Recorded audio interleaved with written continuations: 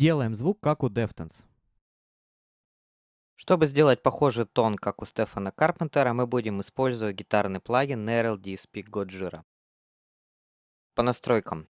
Гейн в районе 12-30, низкие частоты в районе 9 часов, средние в районе 3, высокие в районе 2 часов, прессенс в районе 2:30, ну почти к 3 часам. Глубина в районе 11:30. Все остальные крутилки, такие как мастер и левел, остаются неизменным. Переходим к кабинету. Использовать будем микрофон SM57.